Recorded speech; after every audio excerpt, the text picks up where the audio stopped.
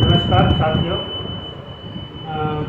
आपका YouTube channel Safarnama पर आज जो हम क्लास लेने वाले हैं उसमें भारतीय मानचित्र का या भारत के मानचित्र का उत्तर पूर्व का जो राज्य है उस राज्य के बारे में हम आप सभी से चर्चा करने वाले हैं।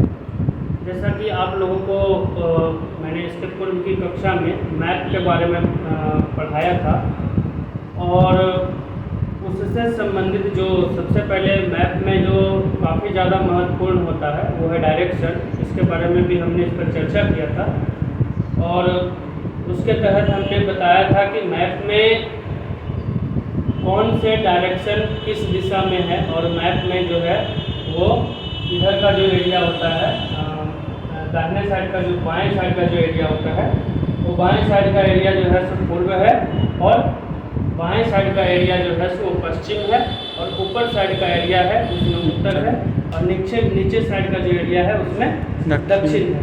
तो इस पर हमने चर्चा किया था। तो आज जो हम बात करना जा रहे हैं वो है भारतीय मानचित्र पर।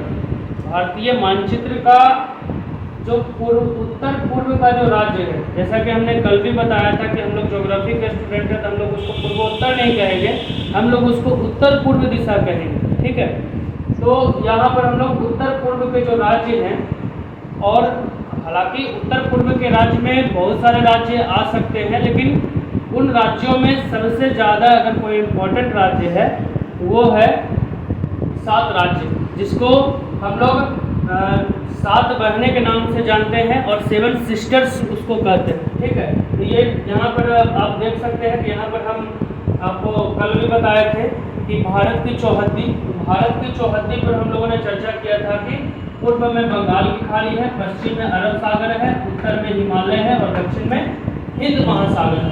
ठीक है, ये हम लोग भारत की चौहद्दी के बारे में हम लोगों ने जाना था। अभी हम लोग यहाँ पर जानेंगे कैसे कि भारत के उत्तर पूर्व के कौन कौन से राज्य हैं उस पर हम लोग यहाँ पर आज बात करने वाले हैं। तो जैसा कि हम यहाँ पे बता रहे हैं कि भारत के उत्तर पूर्व में 7 राज्य हैं। ठीक है, और जो इन्हें जो है वो 7 बहनें या 7 सिस्टर्स के नाम से जाना जाता है। ठीक है, दूसरी बात क्या चीज़ है कि जो ये राज्य हैं, जो ये 7 राज्य हैं, इस 7 राज्यों में, ठीक है, 7 राज्यों में 25,05,511 वर्ग किलोमीटर। कितना? 25,05,511 वर्ग किलोमीटर, यानी कि 98,653 वर्ग मील। ठीक है, या भारत के जो कुल क्षेत्रफल का है लगभग 7% एक क्षेत्र को कवर किया हुआ है। ये जो 7 राज्य है वो 7% या 7% जो है सो राज्य को कवर किया हुआ है। और जो वर्ष 2011 में जो जनगणना हुआ था, ठीक है, तो उस जनगणना के अनुसार यहाँ पर 4,498 लाख की आबादी थी। कितने?